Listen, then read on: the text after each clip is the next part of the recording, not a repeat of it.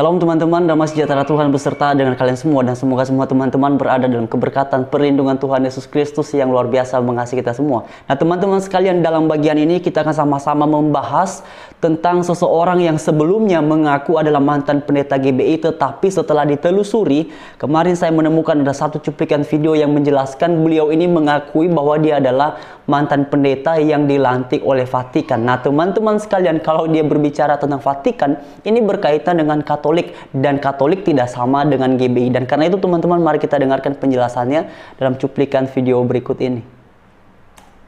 Jadi saya tidak bisa menyebutkan satu persatu dari yang tua sampai yang muda yang saya muliakan. Saya ada di tempat ini semua karena kemuliaan Allah. Saya 1 bulan lalu ada di gereja, sekarang ada di masjid. Saya tidak mudah untuk mendapatkan hidayah. Saya tidak gampang untuk mendapatkan hijrah. Saya tidak mungkin. Saya lahir di Manila, umur 10 tahun. Saya dibawa ke Indonesia oleh papa saya. Kebetulan papa saya meninggal umur 10 tahun saya. Umur 11 tahun mama saya meninggal. Saya dititipkan di salah satu gereja. Saya dididik dari kecil. Saya dibesarkan belajar teologi, kristologi, eksegese tentang Injil, Zabur, Taurat. Yang saya tidak pernah sentuh adalah Al-Quran. Bagi saya fanatik waktu itu. Doktrin saya, dogma saya. Dogma itu pengajaran, cara pandang. Doktrin itu pengajaran. Saya dididik dari kecil hanya mengetahui tentang kristologi. Ketika saya memiliki cara pandang seperti itu, saya tidak mudah masuk Islam. Tidak gampang. Darah daging saya Katolik. Saya 2 tahun di Vatikan Roma.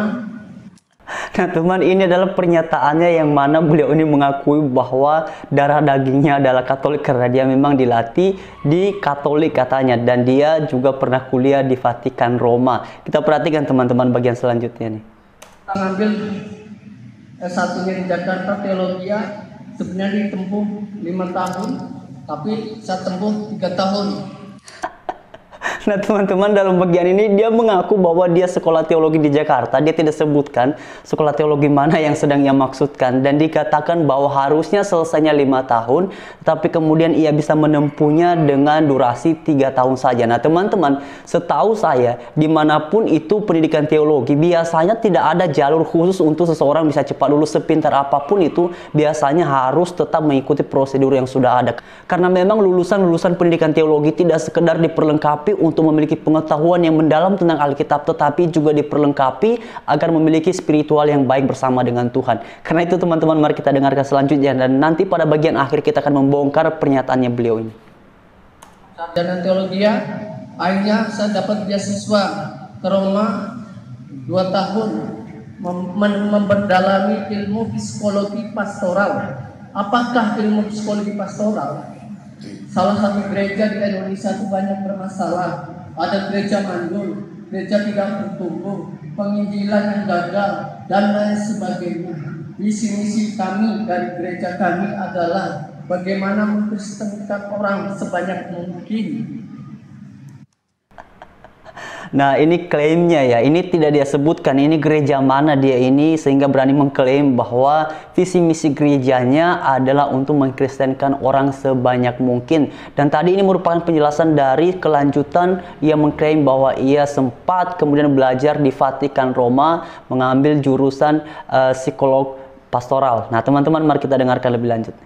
Mengumpulkan mereka jadi domba-domba tersesat. Dulu saudaraku itu dianggap domba tersesat.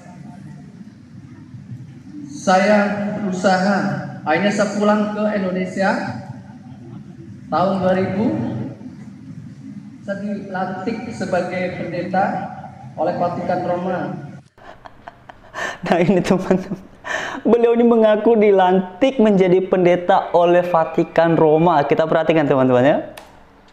Untuk jadi hamba Tuhan itu tidak gampang. Nah, teman-teman sekalian, ini sesuai dengan kesaksian awal tadi yang mengklaim bahwa momentum ini berdasarkan pernyataannya sendiri berarti 1 bulan setelah dia ini keluar daripada kekristenan, karena tadi di bagian awal dia menjelaskan 1 bulan yang lalu saya berada di gereja dan sekarang berada di masjid. Nah, teman-teman sekalian, memang orang ini wajahnya kurang kelihatan ya, tapi kalau kita menganalisa, teman-teman bisa memperhatikan di screen. Nah, ini orangnya nih. Kalau teman-teman bisa memperhatikan gambar ini, gambar di video yang tadi. Lalu ini di channelnya sendiri namanya Abraham Kefas. Nah, teman-teman bisa mengidentifikasi bahwa orang ini sangat mirip sekali. Berdasarkan pengamatan saya secara pribadi, adalah orang ini dalam gambar yang satu ini dengan yang ini adalah orang yang sama. Nah, teman-teman bisa memberikan penilaian ataupun analisis sendiri, tapi saya secara pribadi berkeyakinan bahwa ini adalah orang yang sama. Dan karena itu teman-teman, kalau ini adalah benar orang yang sama, di dalam suatu konteks yang lain, beliau ini mengaku adalah mantan pendeta GBI. Nah, ini channelnya teman-teman, Abraham Kefas. Dia tuliskan di judul konten yang diupload ke YouTube, Kisah Hizra Mualaf Pendeta GBI. Nah, teman-teman, tadi di bagian video ini dia ini bercerita bahwa dia ini sekolah teologi, kemudian juga pergi ke Vatikan Roma studi di sana dan kemudian dilantik menjadi pendeta juga oleh Vatikan. Nah, kepada teman-teman sekalian, khususnya kepada teman-teman yang non-Kristen, perlu untuk diketahui bahwa GBI itu bukanlah gereja Katolik. Katolik dan GBI secara organisatoris sangatlah berbeda, bahkan secara aliran teologi juga berbeda.